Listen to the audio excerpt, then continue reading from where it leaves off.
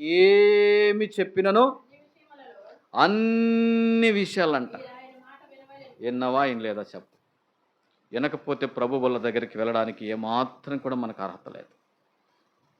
ఏ విషయంలో కూడా నీ మాట వినలేదయ్యా, నీ సేవకుని మాట వినలే. చదవండి మా మాట.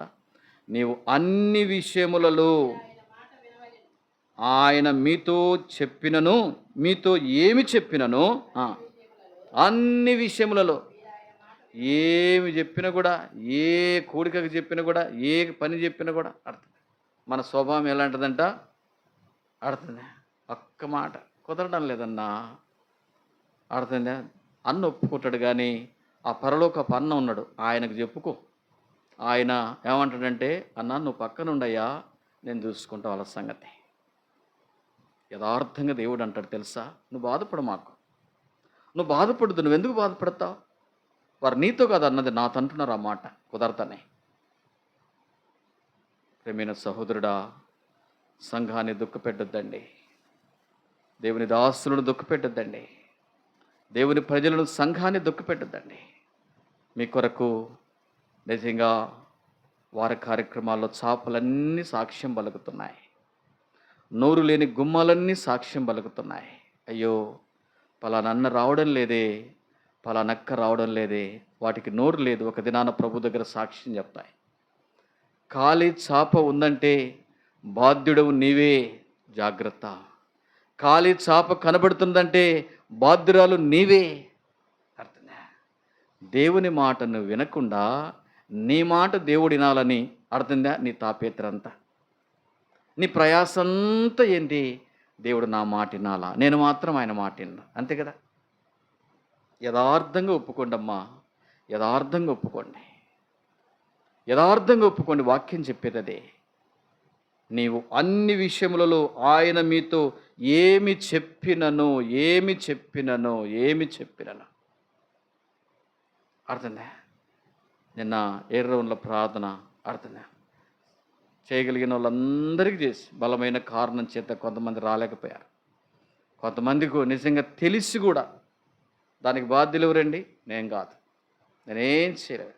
నువ్వు వచ్చినా రాకపోయినా అర్థందా, దేవుని ప్రార్థన ఘనంగా జరిగింది అక్కడ.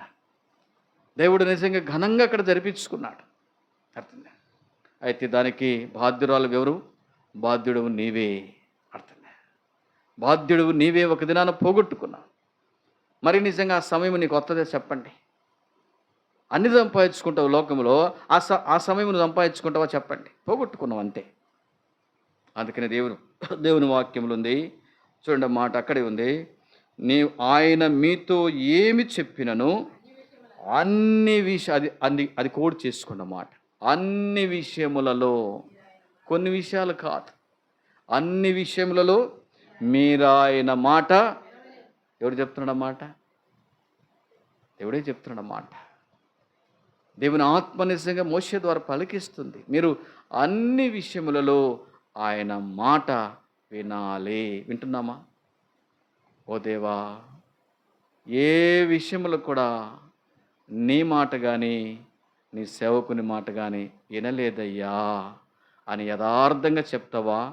ప్రభు క్షమించి బలలో పాలు పొందే అవకాశం నీకు ఇస్తాడు. పశ్చాత్తాపముతో వినలేకపోయానయ్యా అంటావా? ప్రభు కనికరిస్తాడు.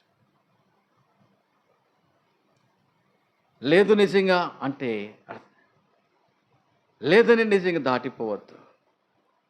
బల దగ్గర మనం పశ్చాత్తాపడాలి. బల దగ్గర మనము మనస్సాక్షి దోషారోపణ చేసే విషయాలన్నీ ప్రభు దగ్గర ఒప్పుకోవాలి. అందుకని అంటాడు, నన్ను కనపరిస్తే నేను మిమ్మను, నా దగ్గరికి వస్తే నేను మీ దగ్గరికి. మనం ఏం చేస్తాం? వినండి దేవుని వాక్యం వినండి. దేవుని యొద్దకు రండి. ఎక్కడుంది అన్నమాట? యాకోబు పత్రికల మాట ఉంది చూడమాట. ఇవన్నీ మీకు పరిచయమైన భాగాలే. అర్థమైందా? వాక్యాన్ని పాపం చాలా జాగ్రత్తగా మోసుకొని వస్తున్నారు కానీ అర్థమైంది. యాకోబు పత్రిక 4వ అధ్యాయము 8వ వచనం. రాలేని వాళ్ళు చదవండి. వార కార్యక్రమాలకి ఈ వారమంతా రాలేని వాళ్ళు ఆ మాట చదవండి. వచ్చిన వాళ్ళు చదవబాకండి. అందరూ వచ్చిండ్రా? రా, అది దేవుని యొద్దకు రండి. అది దేవుని యొద్దకు రండి, అప్పుడు ఆయన మీ యొద్దకు. వాక్యం ఏముంది? ఆ మాట అంటే మనమేమంటాం? నువ్వే నా దగ్గరికి రా, నా పనులు చెయ్యి, నా అవసరత తీర్చు, నా బాధ పోగొట్టు, నా పని చెయ్యి అంట. ఆయన దగ్గరికి మాత్రం మనం రాం. యథార్థంగా ఒప్పుకుంటే మేలు పొందుతామండి. యథార్థంగా ఒప్పుకుంటే ప్రభు కనికరిస్తాడు. దేవా, నిన్ను మాత్రము నేను ఇంటికి ఈడ్చుకుపోతున్నా కానీ నేను మాత్రం నీ ఇంటికి దూరం అయిపోతున్నానయ్యా, నన్ను క్షమించు.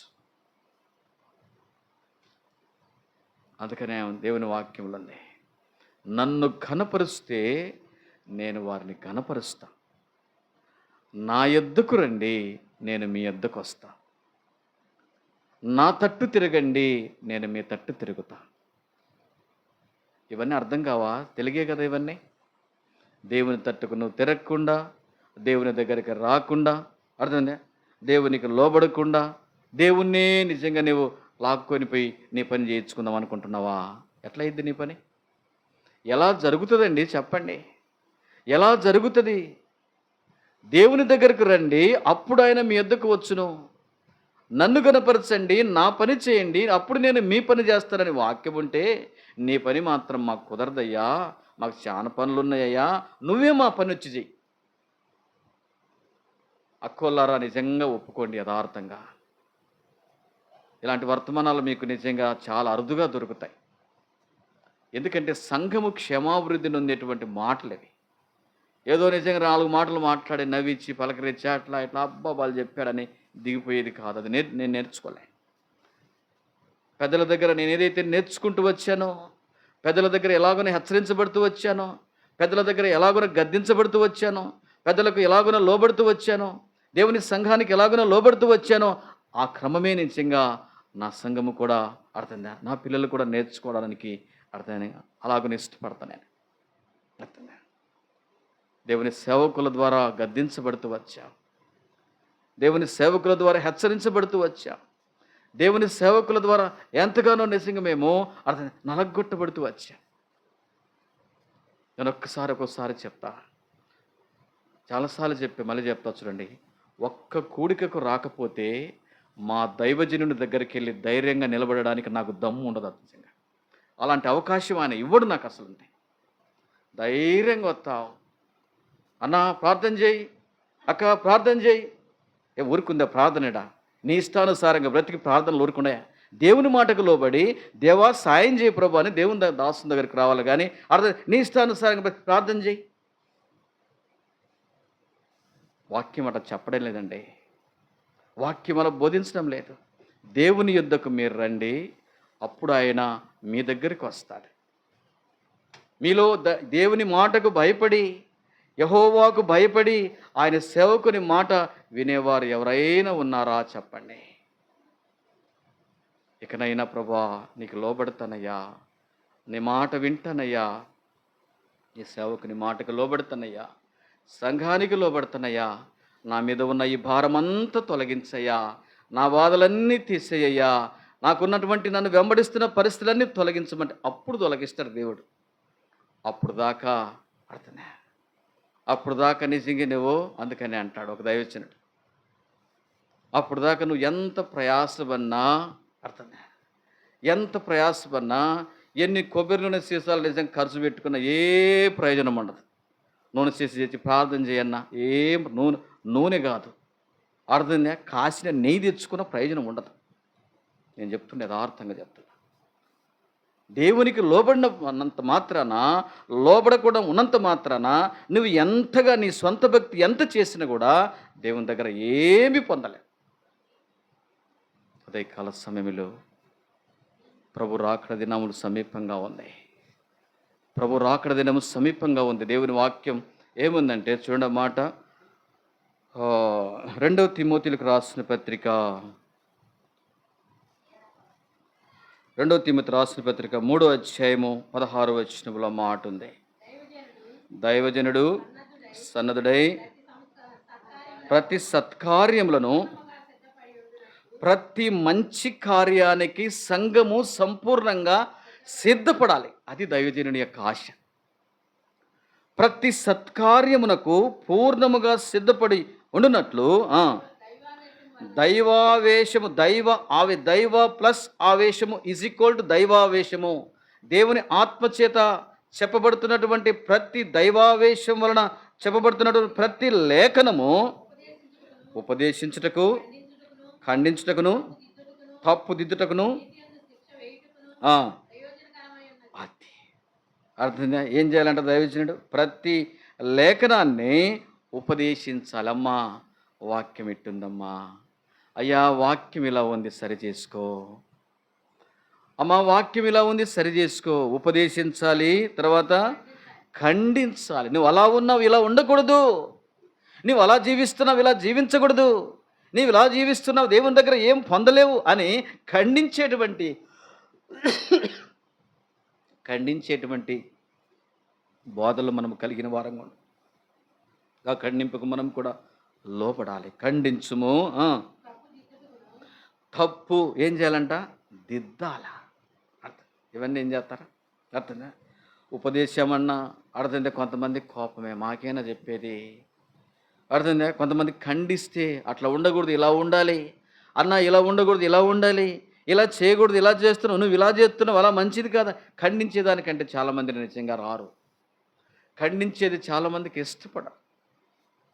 ఇందాక ఒక మాట చెప్పాను, అర్థంగా దేవుని సన్నిధికి రాలేని వారు ఆ మాట చదవండి అంటే ఎంత విధేయతగా చదివారు. అది నిజంగా దేవుడి మెచ్చే భక్తి. నేనేం చెప్తాను, వాళ్ళు చదువుకుంటారులే, నేనైనా రాంది, అందరు రాగలరు కదా అని కాదు. దేవుని మాటకు లోబడి, అవును తండ్రి అందులో ఎంత అర్థం ఉంది తెలుసా, ఓ దేవా నేను రాలేకపోతున్నానయ్యా, రావడానికి సాయం చేయా, నీ వాక్యం చదువుతున్నా, ఇకనైనా విని లోబడ్డానికి సాయం చేయి. దీనులను లక్ష్య పెట్టే దేవుడు, దీనులకు కృపనిచ్చే దేవుడు, దీనులను ఆదరించే దేవుడు. ఎవడు దీనుడై ఆయన మాట విని వణుకుచుండునో వారిని ఆయన దృష్టి పెడతాడు, లక్ష్యం ఉంచుతాడు. ఖండించుము, ఉపదేశించుము, తప్పు దిద్దుము. దిద్దాలి తప్పు. ఎవరు దిద్దుతారు మనకు చెప్పండి? ఇంట్లో నిజంగా పిల్లలు ఏదైనా పొరపాటు చేసినప్పుడు తల్లిదండ్రులు ఏం చేస్తారు? అర్థనా, రే అలా కాదు, ఇలా ఉండు, ఇలా చేసుకో, అలా చేసుకో. కొన్నిసార్లు చిన్నపిల్లలైతే దెబ్బ కొడతారు, పెద్దలకైతే అర్థనా, పెద్దలైతే గట్టిగా ఖండిస్తారు, బుద్ధి చెప్తారు. సంఘమనగా కుటుంబం, సంఘములో దేవుడు నీకు ఇచ్చినటువంటి ఆత్మీయ తల్లిదండ్రి, ఆత్మీయ అన్నదమ్ములు, ఆత్మీయ అక్క చెల్లెలు, ఇదంతా కుటుంబం. ఈ కుటుంబం కొరకు ప్రభు వస్తున్నాడు. అర్థంగా నిన్న ఒక దైవజనుడు చెప్తున్నాడు, మేము వెనుకేపాడు ప్రార్థనకి వెళ్ళినప్పుడు, భౌతికమైన కుటుంబాన్ని, నేను ఆ మాట వచ్చిన వాళ్ళు కొంతమంది వినే ఉంటారు, భౌతికమైన కుటుంబాన్ని, భౌతికమైనటువంటి వారిని నేను ఎక్కువ లక్ష్యం చేయను, కానీ నాకు ఆత్మీయ కుటుంబము, ఆత్మ సంబంధమైన బిడ్డల విషయమై నా ఆలోచన, నా ప్రార్థన, వారి కొరకు నేను ఎక్కువగా ప్రయాసపడతా అంటున్నాడు ఆయన. ఆ మాట నాకు చాలా నిజంగా ఎంతగా నన్ను బలపరుస్తూ వచ్చి దేవుని. అందుకే నేసు ప్రభు కూడా ఆ మాట అంటాడు, ఎవరు నా అన్న చెల్లెలు, ఎవరు నా అన్నదమ్ములు, ఎవరు నా అక్క చెల్లెలు, నా ఇష్టానుసారంగా, నా చిత్తానుసారంగా, నా ఉపదేశానుసారంగా, నా ఆజ్ఞలు గైకొని వారే నాకు అన్నదమ్ములు, వారే నాకు అక్క చెల్లెలు. మధ్యాహ్న కాల సమయంలో ప్రభు బలలో పాలు పొందుతున్నటువంటి మనము, ప్రభు బల దగ్గరికి వస్తున్నటువంటి మనం, ప్రభు మన ద్వారా కోరుకునేది ఏంటంటే, ప్రభు నిన్ను ప్రేమించి ఆయన ఇష్టానుసారంగా, ఆయన పోలిక చొప్పున, ఆయన చిత్తానుసారంగా ప్రభు నిన్ను నిజంగా రక్షించుకున్నాడు. అందుకని ఆదికాండం 1వ అధ్యాయము 28వ వచనములో ఎందుకు రక్షించుకున్నాడంటే చూడండి అన్నమాట. ఆదికాండం, దేవుడు వారిని ఆశీర్వదించెను, ఎట్లనగా మీరు ఫలించి అభివృద్ధి పొంది విస్తరించి ఫలించాలని. విశ్వాస జీవితములో నిజంగా మనలో దేవుడు కోరేది ఏంటంటే, మనలో ఫలాలు చూడాలని. ఎక్కడ వేసిన గొంగలు అక్కడే. అర్థమే. అందుకని దేవుని వాక్యంలో ఉంది, గొడ్రాలా పిల్లలు కనని దానా అన్నమాట. ఎంతకాలమైంది రక్షించబడి, ఎంతమందిని కన్నాము, ఎంతమందికి వాక్యం చెప్పాము, ఎంతమందికి ఉపదేశించాము, ఎంతమందిని దేవుని సన్నిధికి నడిపించాము. అయితే నమ్మ ప్రభు నడిపింపు కొలది నిజంగా కొంతమంది సహోదరులు సహోదరులు నిజంగా ఆయా గృహాలకు వెళ్ళి నిజంగా టైం చెప్పుకుంటూ వచ్చాం. అర్థం ఎంత సంతోషం చూడండి. ఈ దినము 8 గంటలకే ప్రార్థన అండి. ఈ దినం 8 గంటలకే ప్రార్థనని ఎక్కలేక 3 అంతస్తులు నిజంగా లిఫ్ట్లో ఎక్కాం. అర్థమైందా? లిఫ్ట్ ఉన్నది, లిఫ్ట్ లేకపోతే తప్పనిసరిగా ఎక్కాల్సిందే. కానీ వెళ్ళి అమ్మ టైం మార్చారండి. అట్లా నిజంగా ఫోన్ ద్వారా కొంతమందికి తెలియచేశారు, కొంతమందికి నిజంగా కాలినడకతో వెళ్ళి తెలియచేశారు. అర్థమైందా? నీ జీవితంలో ఎంతమందికి చెప్పావు? ఎంతమందికి నిన్ను రక్షించిన దేవుణ్ణి, నిన్ను విమోచించిన దేవుణ్ణి, నీ కొరకు దైవరాజ్యాన్ని సిద్ధపరిచినటువంటి దేవునికి ఎంతమందికి నిజంగా దేవుణ్ణి పరిచయం చేస్తున్నావు? ఇదే ఒక దినం ప్రభు దగ్గర నీకు ప్రతిఫలం. అదే విశ్వాస జీవితానికి ఫలింపు ఫలింపు ఫలింపు. అతనే మీరు ఫలించి అభివృద్ధి పొంది విస్తరించి ఏం చేయాలంట? భూమిని నిండించండి. మీరు ఫలించండి. అర్థం ఫలించమంటే అర్థం మనలో దేవుడు ఫలాలు చూడాలని ఆశపడుతున్నాడు. మనలో దేవుడు ఫలాలు చూడాలని ఆయన ఆశపడుతున్నాడు. అయితే మనలో ఫలాలు ఉన్నాయా? ఫలించకపోతే ఏం చేస్తారంట ఆయన? ఫలించని ప్రతి తీగను చూసారు ఎంతగా. దేవుడు నిన్ను రక్షించుకున్నది ఎందుకంటే విశ్వాస జీవితంలో నీవు ఫలించాలి, విశ్వాస జీవితంలో నీవు అభివృద్ధి పొందాలి, విశ్వాస జీవితంలో నీవు అంచెలంచెలుగా ఎదగాలి, విశ్వాస జీవితంలో ఫలభరితమైనటువంటి జీవితం. తల్లిదండ్రికి బిడ్డలు ఎదుగుతుంటే వారిని చూసి తల్లిదండ్రులు ఎంత సంతోషపడతారు. ఎదగకుండా వాడు పుట్టినోడు పుట్టినట్టుగా ఉంటే తల్లిదండ్రికి దుఃఖమా సంతోషమా చెప్పండి? దుఃఖమా సంతోషమా చెప్పండి? అట్నే ప్రభు నిన్ను రక్షించుకున్నాడు. నువ్వు ఆత్మీయంగా నిజంగా ఎదగాలి. నీ ప్రార్థన జీవితం అనేకులకు పంచాలి, నీ యొక్క ప్రయాస జీవితం అనేకులకు పంచాలి. సువార్త అంటే సువార్తకు రావు, సంఘ ప్రార్థన అంటే సంఘ ప్రార్థనకు రావు, ఉపవాస ప్రార్థన అంటే ఉపవాస ప్రార్థనకు రావు, విజ్ఞాపన అంటే విజ్ఞాపనకు రావు, సిద్ధపాటు ప్రార్థన అంటే సిద్ధపాటు ప్రార్థనకు రావు. వస్తామా చెప్పండి? ఎలా ఫలిస్తామండి? దేవుని కొరకు ఫలభరితమైన జీవితం ఎలా ఉంటుంది చెప్పండి? దేవుని కొరకు ఫలించాలంటే నిన్ను చూసి అనేకులు ప్రోత్సాహపరచబడాలి, నిన్ను చూసి అనేకులు నిజంగా రేపబడాలే, నిన్ను చూసి అనేకులు దేవుని సన్నిధికి నడిపించబడాలనే, నిన్ను చూసి అనేకులు నీరసెళ్ళిపోతున్నారు, నిన్ను చూసి అనేకులు వెనకం చేస్తున్నారు. నువ్వు రాకపోతే అనేకులు నిన్ను చూసి వెనకం చేస్తారా? ఆయన రాడులే, ఆ యొక్క రాదులే, నేను ఎందుకు వెళ్ళాలి?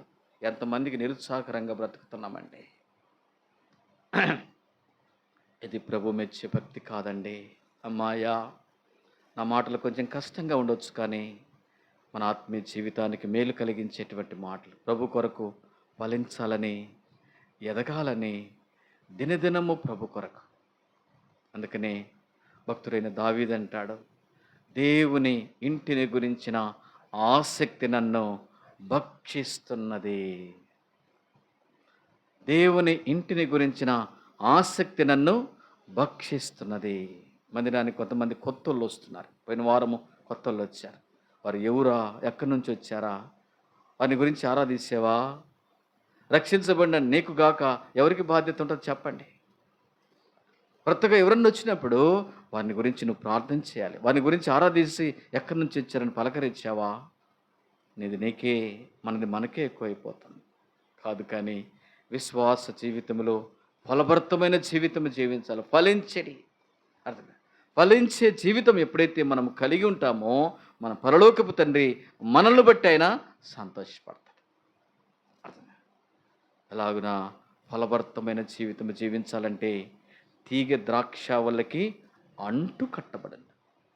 నీవు ఫలభరితమైన జీవితము జీవించాలంటే సంఘానికి తీగ ఎలాగున ద్రాక్ష వల్లకి అంటు కట్టబడుతుందో నీవు కూడా సంఘానికి అంటు కట్టబడినప్పుడు మాత్రమే సంఘంలో ఎవరికి ఏ కుటుంబం ఏ పరిస్థితిలో ఉంది, ఎవరికి ఏ కొరతలు ఉన్నాయి, ఏ బిడ్డ ఏ బాధలో ఉన్నారు, ఏ కుటుంబం ఏ పరిస్థితిలో ఉంది, ఏ కుటుంబం ఏ పరిస్థితిలో, ఏ కుటుంబం కొరకు ఎలా ప్రార్థన చేయాలి నీకు తెలియ. ఏం ప్రార్థన చేస్తావు?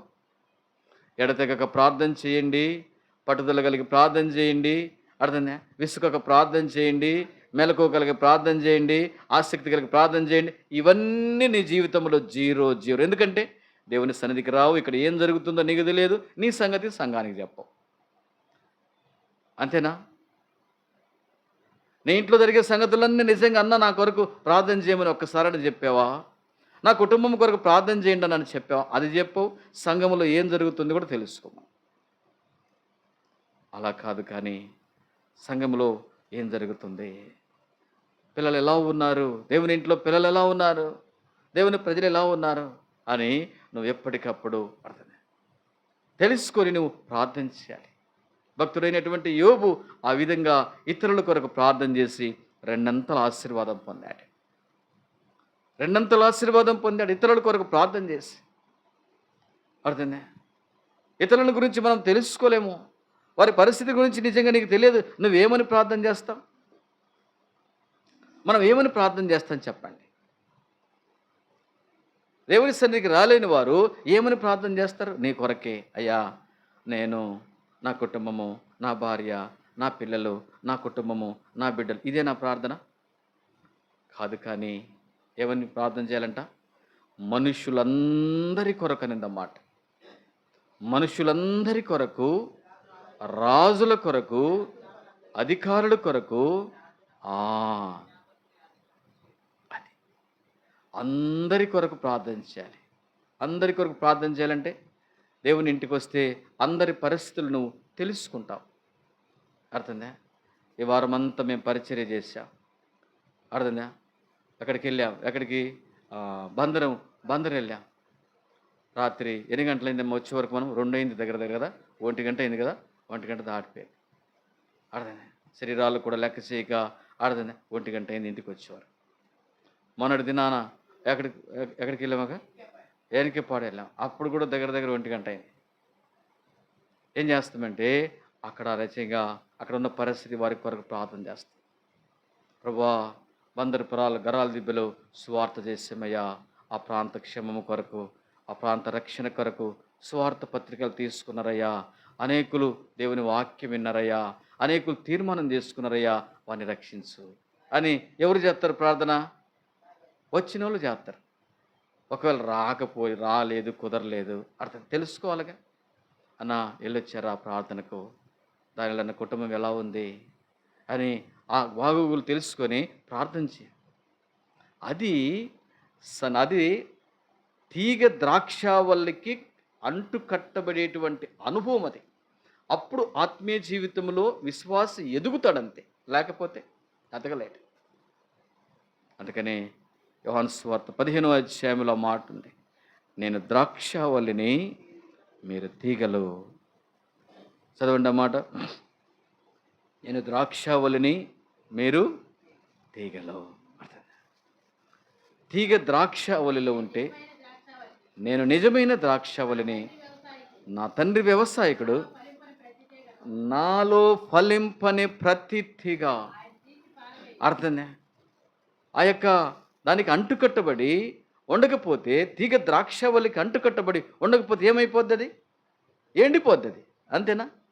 ద్రాక్షావల్లికి అంటుకట్టబడి ఉన్నప్పుడు మాత్రమే పచ్చగా ఫలిస్తుంది. అది వేరైపోతే ఆటోమేటిక్గా ఎండిపోద్ది. భయంకరమైన ఎండలు ఉన్నాయి, ఆ ఎండలకు ఎండిపోతారు. ఎండిపోతే ఏం చేస్తారు? ఎండిపోతే అది అగ్నికి మాత్రమే ఆహుతైపోద్ది. మనం ఎండిపోయి పనికిరాని వారంగా ఉండకూడదని పరిశుద్ధాత్మ దేవుడు ప్రభు బల దగ్గర హెచ్చరిస్తున్నాడు. విశ్వాసిగా అనేకులకు ఆశీర్వాదకరంగా పనికొచ్చేటువంటి విశ్వాస బ్రతుకు మనం బ్రతకాలి. ఇప్పుడు చదవండి తర్వాత, ఫలించు ప్రతి తీగ మరి ఎక్కువగా ఫలింపవలనని దానిలోని పనికిరాని తీగలను తీసివేయను. 7వ వచనం చదవండి. 7వ వచనం, నా యందు మీరు, మీ యందు నా మాటలు నిలిచి ఉంటే అడుగుడి. అర్థమే, ఎంత చక్కగా ఉందా మాట.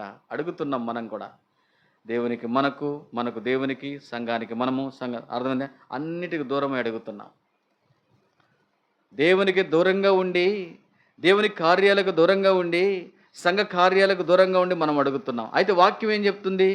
నా యందు మీరుండాలి, మీ యందు నా మాటలుండి నిలిచి ఉంటే ఏది ఇష్టమో అడగండి. నా మాటలు కాదమ్మా, నా మాటలు కాదు, దేవుడు చెప్తున్నాడు. మీరు అడుగుతున్నారు. ఎలా అడగాలి? నా యందు మీరుండి, మీ యందు నా మాటలుండి, నేను చెప్పినట్టుగా మీరిని నా మాటకు లోబడితే మీరు అప్పుడు అడగండి, అప్పుడు మీకు అనుగ్రహింపబడను.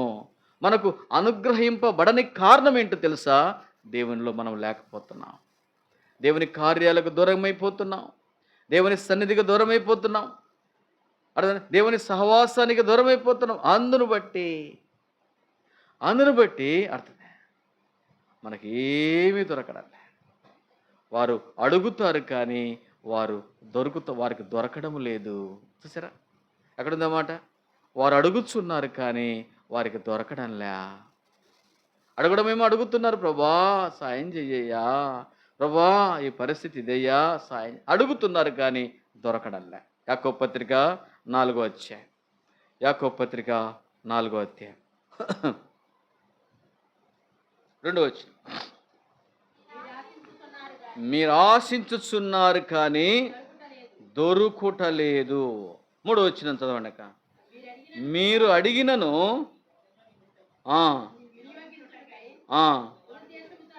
దురుద్దేశముతో అడుగుదురు గనుక, ఆడదందా నీ స్వలాభము కొరకు ఆడదందా నువ్వు అడుగుతున్నావు.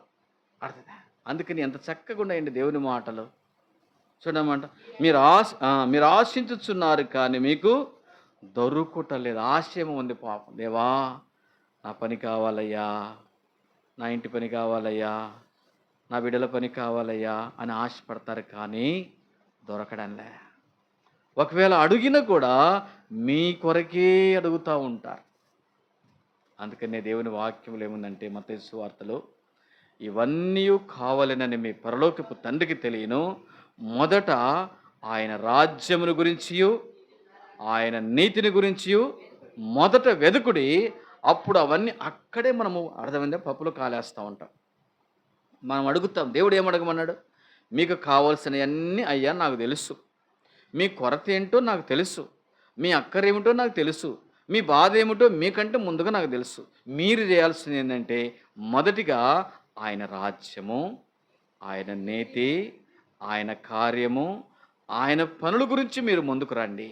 అప్పుడు అవన్నీ మీకు అనుగ్రహింపబడును. ఎంత తేటగా ఉందండి మాటలు. మనం ఏం చేస్తాం? మేము రాము కానీ నువ్వే వచ్చి మా పనులు చేసిపో. ఇంకొక మాట చెప్పాలంటే, మాకు కుదరదు కానీ నువ్వే కుదిరించుకొని మా దగ్గరికి రా, మా అక్కర తీర్చు. ఇది సరైన భక్తి జీవితం కాదండి. దేవుని యొద్దకు రండి, అప్పుడు ఆయన మీ యొద్దకు వచ్చు. 8వ వచనం అక్కడే ఉంటుంది. దేవుని యొద్దకు రండి, అప్పుడు ఆయన మీ యొద్దకు వచ్చు. ఆయన దగ్గరికి వచ్చి అడుగు, ఆయన చెప్పింది చేసి అడుగు, ఆయన బ్రతకమన్నప్పట్లాగా బ్రతికి అడుగు, ఆయన మాటకు లోబడి అడుగు, ఆయన మాటకు అవిధేయత చూపించి నువ్వు అడగ. మాకు అడిగిన కూడా నిజంగా మనకు దొరకదు. అర్థంలే. అందుకని దేవుని వాక్యంలో ఏముందంటే, అలాంటి వారి కొరకు నీవు ప్రార్థన చెయ్యొద్దయ్యా. ఎందుకు వేస్ట్ చేసుకుంటావు? వారు నా మాట వినరోళ్ళు, నేను చెప్పింది వినరు. నువ్వెందుకు చెప్తున్నావు వాళ్ళ కొరకు ప్రార్థన? నువ్వు ప్రార్థన చేసినా కూడా నేను వినను వారి కొరకు. నువ్వు చేయబాకు, నేను వినను. నువ్వు ఒకవేళ చేసేవనుకో, వాళ్ళ మాట పోగొట్టుకోకుండా చేస్తున్నావు అనుకో, నేను మాత్రం విన్ను. ఉంది అన్నమాట. చూడండి అన్నమాట, ఇర్మియా గ్రంథం ఎంత ఖచ్చితంగా దేవుని వాక్యం సెలవిస్తుంది. చూడండి అన్నమాట. ఇర్మియా గ్రంథం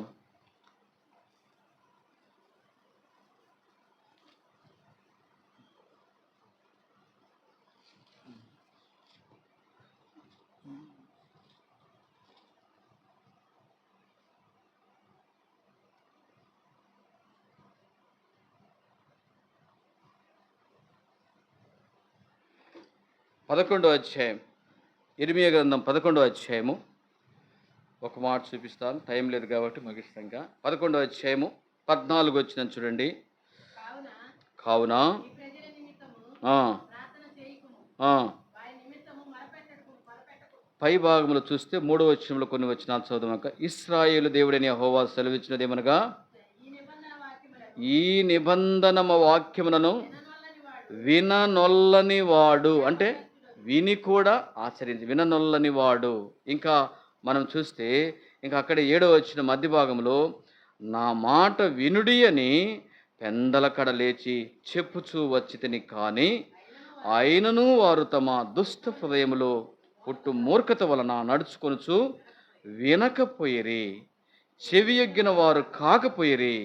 వారు అనుసరింపవలనని నేను వారికి ఆజ్ఞాపించిన ఈ నిబంధన మాటలన్నిటిని అనుసరించి నడవలేదు గనుక నేను ఆ నిబంధనలోని వాటన్నిటిని వారి మీదకి నడవలేదు, వినలేదు అంటూ దైవజనుడి దగ్గరికి వస్తాడు. 14వ వచనం ఇప్పుడు చదవండి. కావున నీవు ఈ ప్రజల నిమిత్తము చేయమాకు.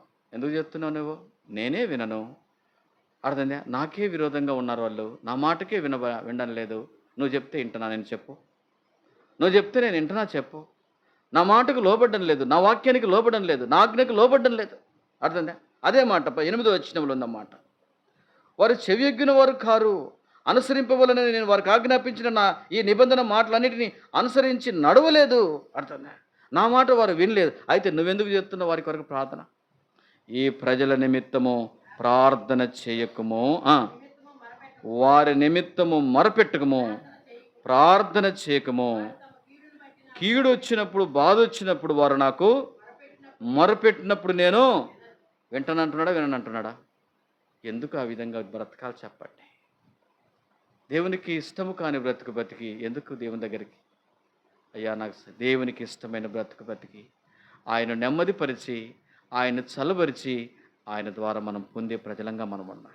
అందుకనే ఈ ప్రజల నిమిత్తము నీవు ప్రార్థన అందుకనే ప్రతి వారము అన్న ప్రార్థనకు రండి, అమ్మ సంఘ ప్రార్థనకు రండి, అన్న ఉపవాస ప్రార్థనకు రండి. ఎందుకు దేవుడు చెప్తున్నాడు? ఎందుకు దైవజనుడు హెచ్చరిస్తున్నాడు? అర్థనే, ఎందుకంటే నీ పనులన్నీ సక్రమంగా ఉండాలి. నీవు నీ కుటుంబం దేవుడు ఆశించిన రీతిలో ఆశీర్వదించబడాలి. నీ కుటుంబం అంతా ఆశీర్వదించబడి నీవు ఆశించిన రీతిలో నీ కుటుంబము, నీ కుటుంబ పరిస్థితులన్నీ నిజంగా దేవుడు చూపించగలిగినటువంటి సమర్థుడు ఆయన. అర్థం. అందుకనే అన్న రండి ప్రార్థనకు, అమ్మ రండి ప్రార్థన. ఒక మాట చెప్తా, నాకు కుదరదన్నా. దేవా, వాళ్ళకు కుదరడం లేదయ్యా. సరే, నువ్వు పక్కనుండు. సరే, నువ్వు ప్రక్కనుండు. నువ్వు మాత్రం చెప్పు వాళ్ళకు. నువ్వు మాత్రం ఫోన్ చేసి తప్పకుండా చెప్పాలి వాళ్ళకు. చెప్పకపోతే అర్థం, నీ సంగతి నేను చూస్తా. నువ్వు చెప్పకపోతే నీ సంగతి నేను చెప్తా. చెప్పినా కూడా వారు వినకపోతే వారి సంగతి నేను చూస్తా. ఎస్కేలు గ్రంథం చూడండి మాట. ఎస్కేలు గ్రంథం తీశారక్కప్పుడే 2వ అధ్యాయము. ఎస్కేలు 2వ అధ్యాయం ముగిస్తున్నాను. ఇంకా ఎస్కేలు 2వ అధ్యాయము.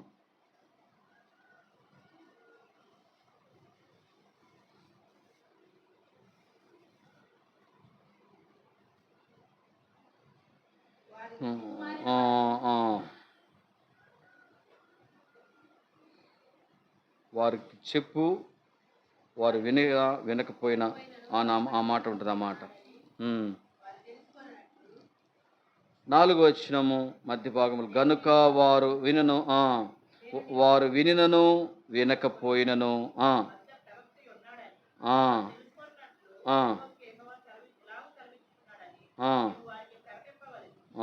ఇక్కడ 6వ వచనం మధ్య భాగములు కూడా, ఆయనను ఆ జనులకు భయపడకుము, వారి మాటలకు భయపడకుము. అర్థమైందా? వారి మాటలకు భయపడకుము. వారు తిరుగుబాటు చేయవారు, వారికి భయపడకము. వారు తిరుగుబాటు చేయవారు గనక వారు వినినను వినకపోయినను నేను సెలవిచ్చిన మాటలను నీవు వారికి తెలియచేయము. నేను సెలవిచ్చిన మాటలు నీవు వారికి తెలియచేయము. అర్థమే. మరొక చాట ఏముందంటే, వారు వారికి చెప్పకపోతే అర్థమే, నువ్వు లెక్క చెప్పాలి నాకు అన్నమాట. ఆ మాట మరొక చోట ఉంది, చూపిస్తాను. ఇక్కడ చూస్తే, వారు వినినను వినకపోయినను నేను సెలవిచ్చిన మాట నీవు వారికి చెప్పే బాధ్యత దైవజనుడిది. పిలిచే బాధ్యత దైవజనుడిది. ఫోన్ ద్వారా తెలియచేసే బాధ్యత దైవజనుడిది. వినినా వినకపోయినా నువ్వు మాత్రం వారికి చెప్పు.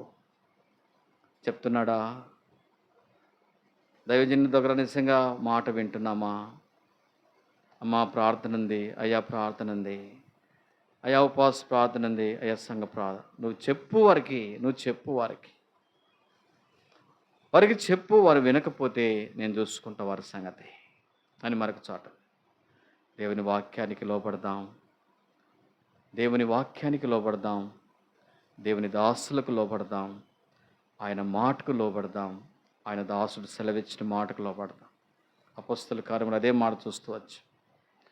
అన్ని విషయములలో మీరు ఆయన మాట వినబలను. అన్ని విషయములలో చూడండి మాట ఎంత చక్కగా చదివినాం ఇందాక. మరొకసారి ఆ మాట చదువుకొని, ఆయన మీతో ఏమి చెప్పినను అన్ని విషయములలో నాకు కుదరదు అని చెప్పవలేను. అంతేనమాట. అన్ని విషయములలో నేను రాను, నాకు కుదరదన్నా అని చెప్పవలనంటే బాగుండేది. అన్ని విషయములలో ఆయన మాట మీరు వినాలి. వింటే మేలు పొందుతా. అన్ని విషయములలో కొన్ని విషయాలు కాదు, అన్ని విషయాలలో ఆయన మాట మీరు వినాలి. అందుకనే సంఘము కూడా ఎందుకు ఈ మాటలన్నీ చెప్తున్నానంటే, దేవుడు తన స్వరక్తం ఇచ్చి సంపాదించిన సంఘము పరిశుద్ధంగా ప్రభు రాజ్యానికి సిద్ధపడాలి. పరిశుద్ధంగా ప్రభు ఆశించిన రీతిలో సంఘము దేవుని రాజ్యము, దేవుని మహిమ కొరకు సిద్ధపడాలి. అందుకనే ఎఫెసీయులకు రాసిన పత్రికలో ఆ మాట ఉంది, అటువలే సంఘము కూడా. ఈ మాట చదవండి, ఈ మాటతో నేను ముగిస్తా, ఇంకా చాలు. 5వ అధ్యాయము 27వ వచనం చదవండి. ఎందుకు ఈ మాటలన్నీ ఎందుకు చెప్తున్నామంటే, ఈ హెచ్చరికలన్నీ, ఈ మాటలన్నీ మనకెందుకు బోధించబడుతున్నాయంటే, దేవుని రాకడ కొరకు పరిశుద్ధంగా, నిర్దోషంగా, నిష్కలంకంగా దేవుడు ఆశించినటువంటి శ్రేష్టమైనటువంటి పరిమళ వాసనగా ప్రభు నిన్ను చూసినప్పుడు ఆయనకి ఇంపైన వాసనగా నీవు ఉండాలని, నిజంగా నిన్ను సంఘం ఎదుట దేవుని ఎదుట నిలబెట్టాలని దేవుడు నిజంగా సంఘానికి ఇచ్చిన భారం. ఇప్పుడు చదవండి అక్క. అటువలే క్రీస్తు కూడా సంఘమును ప్రేమించి అది కలంకమైనను ముడతైనను,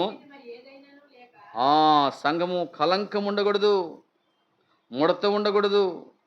అది అట్టిది మరి ఏది కూడా ఏ కొరత లేకుండా సంఘము ఉండకుండా ఉండాలంటే పరిశుద్ధమైనది గాను, నిర్దోషమైనది గాను, మహిమగల సంఘము గాను ఆయన తన ఎదుట దానిని నిలవబెట్టుకొనవలెనని వాక్యముతో ఉదక స్నానము చేత దాన్ని పవిత్రపరిచి పరిశుద్ధపరచుటకై దాని కొరకు తన్ను తాను.